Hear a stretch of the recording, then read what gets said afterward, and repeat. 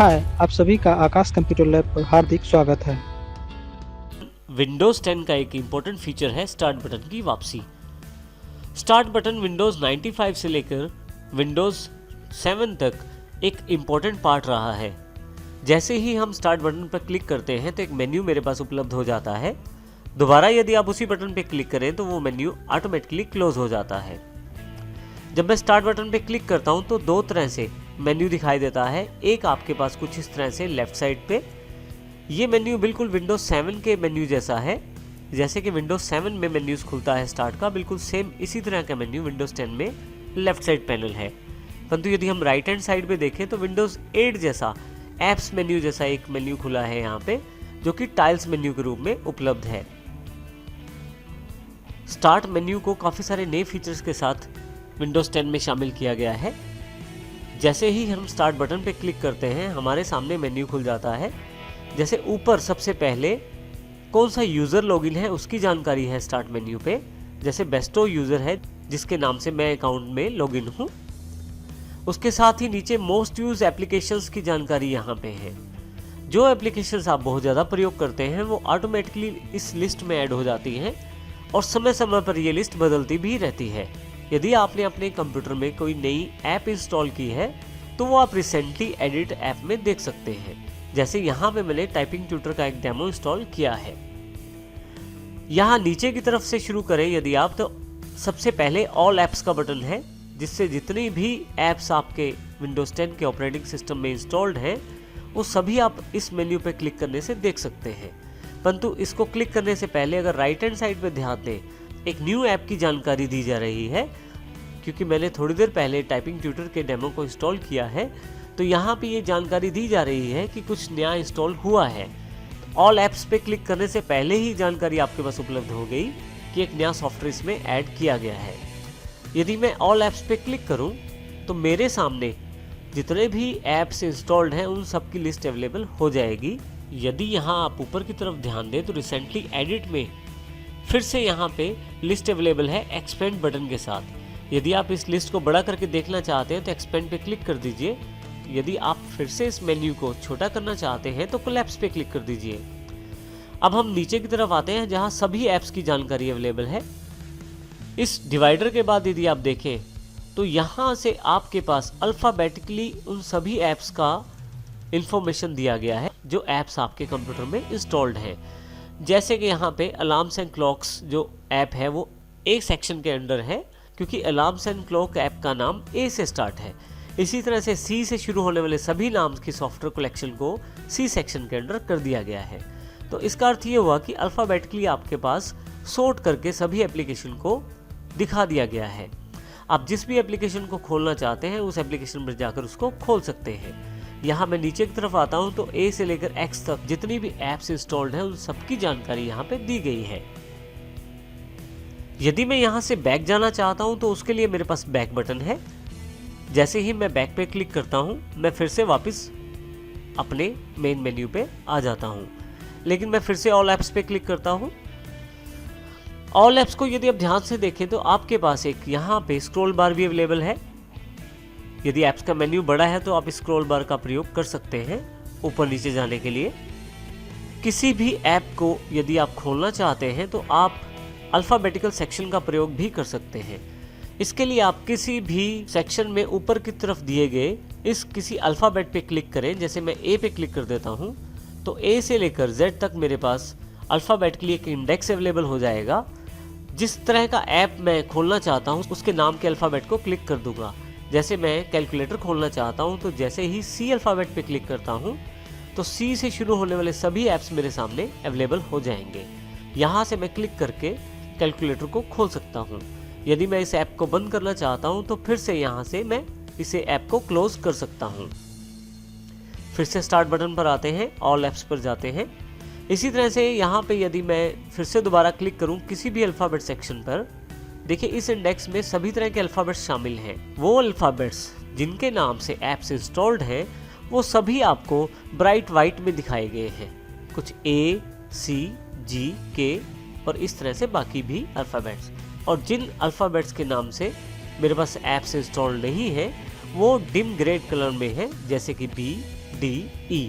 Bright white वाले किसी भी अल्फ़ाबेट को क्लिक करने पे आप उस सॉफ्टवेयर को खोल सकते हैं, परंतु यदि आप किसी डिम कलर वाले अल्फ़ाबेट को क्लिक करते हैं, जैसे मैं B को प्रेस कर देता हूँ, तो भी उससे नियरेस्ट लिस्ट आपके सामने दिखा दी जाती है। तो इस प्रकार आपके पास ये ऐप खोलने का बिल्कुल एक नया तरीका माइक्रोसॉफ्ट 10 में दिया गया है। यहाँ मैं आपको फिर से बता देना चाहता हूँ कि ऐप्स का अर्थ यहाँ पे आपकी विंडोज़ 10 में जितने भी सॉफ्टवेयर इंस्टॉल्ड हैं उनसे है। उन सभी एप्लीकेशंस को विंडोज़ 10 में ऐप कहते हैं। अल्फ़ाबेटिकली सॉर्ट करने के अलावा काफ़ी सारी अच्छी ग्रुपिंग भी की गई है विंडोज़ 10 में। यदि आप W पे आ जाएं तो आपके पास विंडोज़ से रिलेटेड जितनी भी एसेसरीज़ हैं वो यहाँ पे क्लिक करने पर मिल जाएंगी। देखें यहाँ पे बिल्कुल एक छोटा सा एक बटन दिया गया है। यदि आप इस बटन पे क्लिक करें तो आपके सामने ये जो विंडोज़ एसेसरीज़ का फोल्डर है वो एक्सपेंड हो जाता है और आपके पास विंडोज़ एसेसरी में जितने भी कंपोनेंट हैं, जितने भी सॉफ्टवेयर्स हैं, उन सब की लिस्ट आपके सामने आ जाती है। यदि मैं इस लिस्ट को फिर से बंद करना चाहता हूँ या हाइड करना चाहता हूँ तो फिर से इसी बटन पे क्लिक कर देता हूँ। इसी प्रकार से एडमिनिस्ट्रेटिव जितने भी कंपोनेंट हैं, जितने भी सॉफ्टवेयर्स या जितनी भी एप्लीकेशंस विंडोज़ एडमिनिस्ट्रेटिव से रिलेटेड हैं, वो सभी विंडोज़ एडमिनिस्ट्रेटिव के फोल्डर में ग्रुप की गई हैं।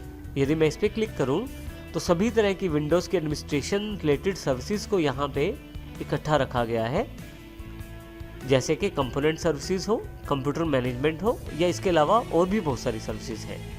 मैं फिर से इसे हाइड कर देता हूँ मेन्यू को। इसी तरह से विंडोज़ ईज़ ऑफ एक्सेस को भी इकट्ठा किया गया है, जिसमें magnifier, narrator, on screen keyboard और विंडोज स्पीच रिकॉग्नाइजेशन सर्विसेज को शामिल किया गया है। मैं यहाँ इसको फिर से हाइड कर देता हूँ। वापस आने के लिए आप फिर से बैक बटन का प्रयोग कर सकते हैं और स्टार्ट पे फिर से वापस आ सकते हैं। आप किसी भी ऐप को राइट हैंड साइड दिखाई देने वाले स्टार्ट मेन्यू में या टाइल्स मेन्यू में भी ऐड कर सकते हैं। उसके लिए बस आप उस ऐप पे राइट क्लिक करें और पिन टू स्टार्ट पे क्लिक करें। आप देखेंगे कि एक छोटा सा आइकॉन राइट हैंड साइड वाले टाइल्स मेन्यू में उपलब्ध हो गया है। इसी तरह से यदि आप चाहें किसी भी सॉफ्टवेयर को आप नीचे स्टार्ट बार पे भी यहाँ पे भी आप ऐड कर सकते हैं। यहाँ पे भी आप ऐड और पिन कर सकते हैं। उसके लिए आप फिर से राइट क्लिक करें और पिन टू टास्क बार कर दें, तो आपका जो भी सॉफ्टवेयर है वो यहाँ पे नीचे की तरफ भी पिन हो जाएगा स्टार्ट बार या टास्क बार के ऊपर। स्टार्ट मेन्यू में दिखाए जाने वाले किसी भी ऐप या सॉफ्टवेयर के शॉर्टकट को भी हटा सकते हैं आप, और यदि आप चाहें तो यहीं से उस सॉफ्टवेयर को अनइंस्टॉल भी कर सकते हैं। जैसे कि यहाँ में मैं इस शॉर्टकट को हटाना चाहता हूँ जो कैमटेशिया स्टूडियो 8 का है। मैं राइट क्लिक करता हूँ और यहाँ से don't show in the list पे क्लिक कर देता हूँ। देखिए यहाँ से मेरे पास ये शॉर्टकट हट गया है। इसी तरह से पेंट वाले शॉर्टकट को भी हटाना चाहता हूँ, राइट क्लिक और don't show in the list पे क्लिक कर देता हूँ। और यदि किसी सॉफ्टवेयर को मैं अनइंस्टॉल करना चाहता हूँ तो वो भी कर सकता हूँ। इसके लिए मैं फिर से राइट क्लिक करूँगा किसी सॉफ्टवेयर के लिंक पे या शॉर्टकट पे, और यदि यहाँ से मैं अनइंस्टॉल चुन लेता हूँ तो मेरे पास विंडोज़ 10 के द्वारा प्रोग्राम्स एंड फीचर्स का अनइंस्टॉल सेक्शन खोल दिया जाएगा। यहाँ से मैं उस सॉफ्टवेयर को क्लिक कर सकता हूँ जिसको मैं हटाना चाहता हूँ। जैसे मैं यहाँ किरण टाइपिंग ट्यूटर जो सेक्शन डेमो इंस्टॉल्ड है उसे हटाना चाहता हूँ और अनइंस्टॉल पे क्लिक करके और कुछ इंस्ट्रक्शंस को फॉलो करते हुए यहाँ से हटा सकता हूँ। ऐप्स को इंस्टॉल करना और अनइंस्टॉल करना हम आने वाले सेक्शन में देखेंगे। यहाँ पे ये जानकारी देने का मकसद ये है कि विंडोज़ 10 ने कितने नए और अच्छे फीचर्स ऐड किए हैं यूज़र्स के लिए।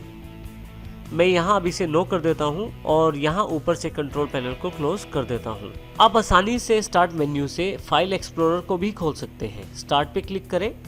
फाइल एक्सप्लोरर पे जैसे आप क्लिक करते हैं तो यहाँ यदि आप कॉर्नर पे दिए गए एक्सपेंड बटन पे क्लिक करें तो आप देखेंगे कि जिन जिन लोकेशंस पे आप ज़्यादा गए हैं उनको यहाँ पे ऑलरेडी पिन कर दिया गया है।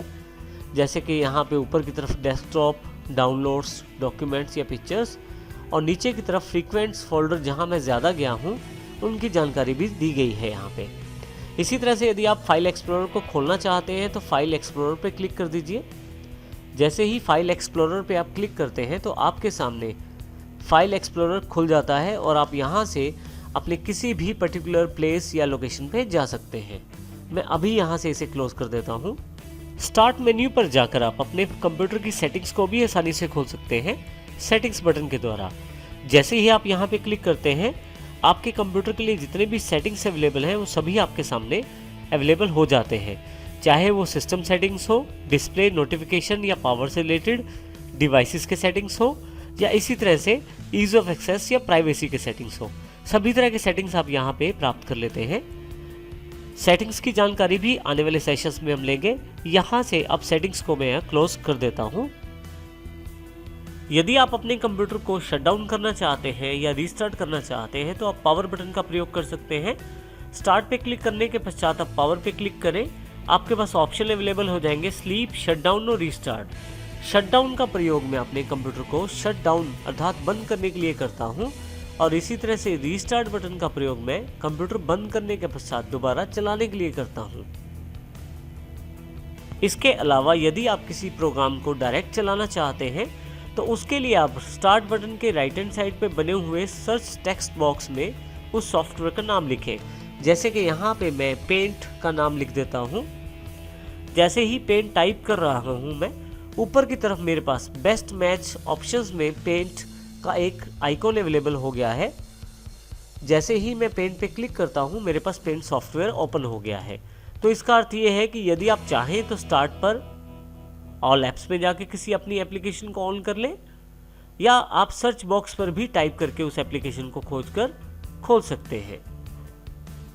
इसके अलावा यदि मैं स्टार्ट बटन पर राइट क्लिक करूं तो उसमें भी मेरे पास काफ़ी सारे ऑप्शंस अवेलेबल हो जाते हैं, जिसमें सबसे इम्पोर्टेंट ऑप्शन है कंट्रोल पैनल। कंट्रोल पैनल पे डायरेक्ट जाने का सबसे आसान तरीका है, क्लिक करें और आप कंट्रोल पैनल आपके सामने खुल जाएगा। मैं यहाँ से इसे फिर से क्लोज कर देता हूँ। स्टार्ट बटन पे फिर से राइट क्लिक करें तो आप शट डाउन और साइन आउट भी यहाँ से कर सकते हैं। शट डाउन का अर्थ कंप्यूटर बंद करने से है, वहीं पे साइन आउट का अर्थ यूज़र को लॉग आउट करने से है। इसके अलावा भी काफ़ी सारे इंपॉर्टेंट लोकेशंस हैं आप जहाँ पे जा सकते हैं स्टार्ट मेन्यू के राइट क्लिक द्वारा, जैसे प्रोग्राम एंड फीचर्स पे, पावर ऑप्शंस पे, डिवाइस मैनेजर, नेटवर्क कनेक्शन जैसे काफ़ी सारे इंपॉर्टेंट प्लेसेस हैं जहाँ से आप यहाँ से जा सकते हैं। इसी तरह से आप फाइल एक्सप्लोरर को भी यहाँ से खोल सकते हैं। एक इम्पॉर्टेंट चीज़ यहाँ से रन भी है। जब मैं रन पे क्लिक करता हूँ तो मेरे सामने टेक्स्ट बॉक्स ओपन के रूप में अवेलेबल हो जाता है। जिस भी प्रोग्राम को मैं यहाँ से खोलना चाहता हूँ उसके नाम को यहाँ मैं टाइप कर देता हूँ, और जैसे ही एंटर करता हूँ मेरे पास वो कमांड के द्वारा उस एप्लीकेशन की विंडो खुल जाती है। मैं यहाँ फिर से इसे क्लोज कर देता हूँ पेंट ब्रश की एप्लीकेशन को। फिर से राइट क्लिक स्टार्ट बटन पे। यदि मैं दोबारा रन पे जाऊँ तो आप देखेंगे कि पहले वाली कमांड यहाँ पे अवेलेबल है। आप फिर से ओके करके इस सॉफ्टवेयर को दोबारा खोल सकते हैं। अभी मैं इसे कैंसिल कर देता हूँ। फिर से राइट क्लिक। इसके अलावा यदि आपके डेस्कटॉप पे काफ़ी सारी एप्लीकेशन चल रही हैं तो डायरेक्ट डेस्कटॉप पे जाने के लिए आप इस बटन का प्रयोग कर सकते हैं, जो कि बिल्कुल इस कोने वाले शो और हाइड डेस्कटॉप बटन की तरह कार्य करता है। स्टार्ट बटन पे यदि आप क्लिक करें तो जो मेन्यू आपके सामने खुलता है उसको हम थोड़ा सा रिसाइज भी कर सकते हैं। आप ऊपर की तरफ बॉर्डर पे माउस को रखें, 2 मुंह वाला माउस हो जाएगा। यहाँ से आप इसको रिसाइज कर सकते हैं। लेफ्ट क्लिक प्रेस करके रखें और ऊपर की तरफ लेके जाएं। देखिए आपके पास मेन्यू थोड़ा सा बड़ा हो गया है।